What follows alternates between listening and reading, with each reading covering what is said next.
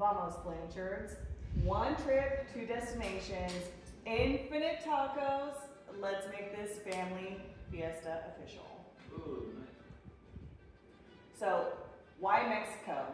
Well, in Mexico City, because of its higher altitude, the climate is cooler in the summer. So, it'd be very, very nice. The culture. They've got history, there's art, there's tacos, and there's beaches. It's a balance because this vacation would have a lot of things that would appeal to the adults and some things that appeal to the less wise. Is that what you said? Less wise? Yeah. But there's a lot that would appeal to many different people. So, the last reason, it's smart. Okay? So, it's budget friendly. Flights are not as expensive because it's not as far away. American dollar, peso, very good. And it's like the same time zone, so there'd be zero jet lag. All right, so a snapshot of what all we're gonna do is we're gonna visit two destinations, Mexico City, spend some time there, and then take a flight to Riviera Maya. Go to fly into Cancun and stay at Playa del Carmen. Yes, thank you. 10 to 12 days. I planned for 10 days, but you'll see at the end why I said 12 days. Travelers, we've got lots of generations, but we're all going to be able to share in one unforgettable experience. And it is budget savvy. So it's luxury fun for less. All right, days 1 through 5 in Mexico City. So first we're going to arrive. Day 2, we will see some history and visit some green spaces. 3, artistic vibes. 4, floating gardens. And 4 and 5 is ancient wonders. So, day 1, we're gonna arrive and I picked an area to stay in called Roma Norte. It's really like centrally located to a lot of the stuff we want to see when we are in Mexico City. It's like an artsy kind of hip area to be in. Also, I did not pick a hotel, but I did look at options. So there's some as cheap as $100 a night, and they range up to like $300 or more a night. So that's something we could play with a little bit in the budget. Yeah. So first day, stroll to El Moro, get some churros, famous for that, and then dinner at Taqueria Orinoco, and have their famous pastor tacos. And then we can also just people watch and kind of walk around and get our footing, explore the area. Day 2, we're gonna go visit Chapultepec Castle. And this is a video of it right here. It is the only true castle in North America that royalty have lived in. So it's a really big castle. The interiors are gorgeous, exteriors are gorgeous, views are gorgeous, and costs like $5 to get in per person. I think it was 4. Most everything is like $4. Then the Museum Nacional de Antropologia, the Anthropologic Museum, yeah. So, and they have like the actual Aztec calendar stone there. So it's very historic, very shows the history of Mexico in the area. Lunch it suggested El Califa, a traditional Mexican restaurant. Then for the rest of the day we could relax. There's a big park next to the castle. And then we could visit a beautiful fountain and have dinner later. Of course, we can play around with all this. We don't have to do exactly that.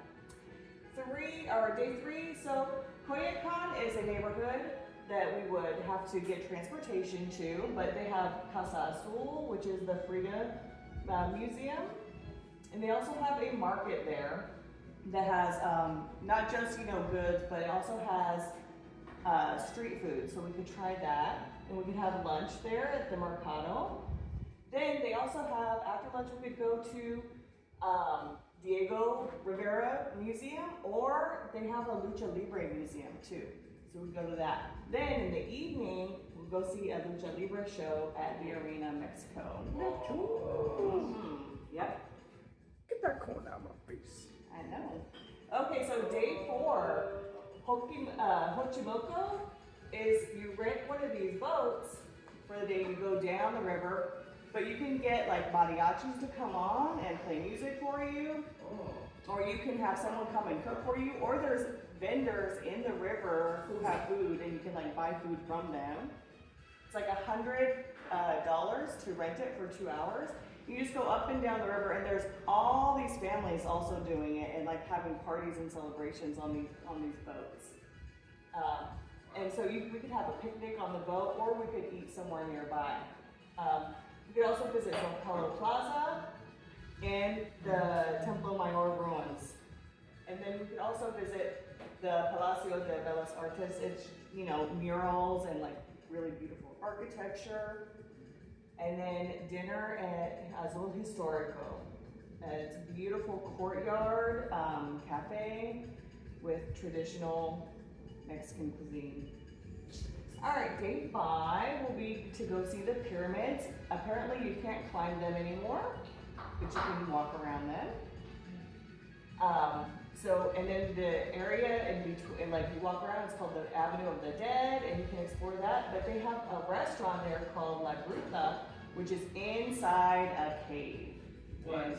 Yes, inside a cave. So we would have lunch there, and it's about an hour drive. So then we'd go back to Mexico City, have dinner, like something not too like fancy, or they have also many like Michelin star and world-renowned restaurants in Mexico City. So that's something that we could do as well. Okay, on day 6, we would hop in a plane and fly to Cancun, okay? And that's where we're gonna spend the rest of our vacation. And this part is a little less art and history and culture, and a little bit more relaxing, having fun and doing, I don't know, whatever you wanna do, basically. All right, so we're gonna stay at an all-inclusive called Hotel Ishkret. And it's like one of the #1 all-inclusives there. So it is all-inclusive, which means you have like your food is included, drinks are included, but the reason that I chose this resort is because you get into all of their parks for free as well. That's part of your price for staying there. And they have all these adventure parks around, like 7 of them. Yeah. You also get ferry rides if you want to go to Isla Mujeres or Cozumel. They will also pick you up and take you to the airport, as well as all the other parks. And it's beautiful. It's just beautiful.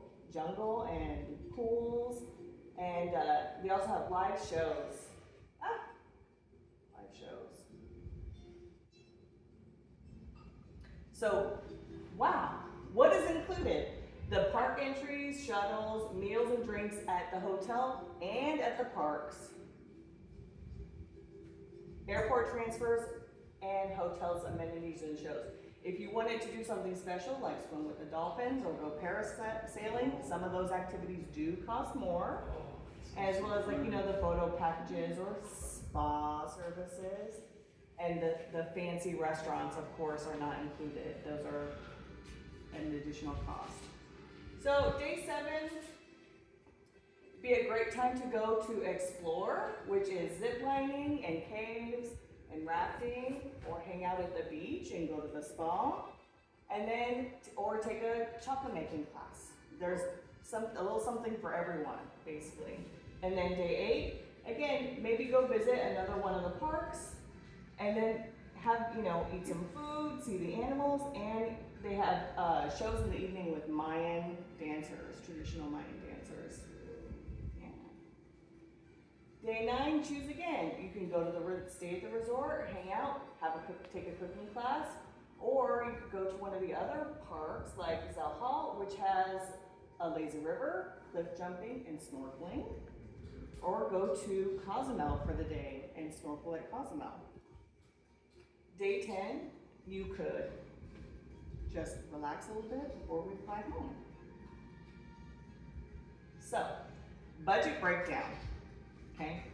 I did double check this multi-city route from Houston, Mexico City to Cancun, back to Houston, and it was about $650 per person, so I feel like that is very accurate, that cost. For the whole round trip? Yeah. Wow. Yeah, about $650 per person, yeah. Again, cheap, right? Yeah, super cheap. Okay, the hotel rooms, like I said, $150 a night. I'd say that's about average, so correct there. I think food, $35 per person per day. I think that actually estimate is a little bit low from what I've seen on like doing my research. But the attractions though, it says $40 a day per person. I think that is way high because almost everything I saw in Mexico City was like $4. Like $4. Everything. The tickets for the Lucha Libre show, maybe more, but everything else, all those museums and stuff, $4. So, but I think that it will probably average out, you know? And then most of the budget is going into staying at Hotel Ishkaret. It's, you know, for the rooms, it's like $850 a night. But like I said, that's including your meals and transportation to all of those parks. Because I know, you know, my sister and their family just went there, Villanuevas, and they stayed at a different resort. But the majority of the time when they were doing stuff, they were going to those Ishkaret parks, and they had to pay extra to do that. So if we stayed at the hotel, you know, the price is already built in, and it seems like a very luxurious place to stay. Anyway, so having said all that, it's like $21,000. So there's like $4,000 left in the budget. So if we wanted to stay in a nicer hotel in Mexico City, or we wanted to upgrade our rooms, or we wanted to stay a few extra days, we could absolutely do that. So That's what I'd be interested in. yeah, that's my presentation. Are there any questions? Yes. Yes? Mexico is also native to axolotls, right? That is correct. In fact, when you take the what was the water taxi, they will talk a lot about the axolotls because I think that's where they're from. Yeah. That's the Yeah. birthplace. What about, wait, capybara are Yeah, Huachimilco. Just the axolotl. Yeah, axolotls. Good job, man. Thank That you. was cool. Thank you.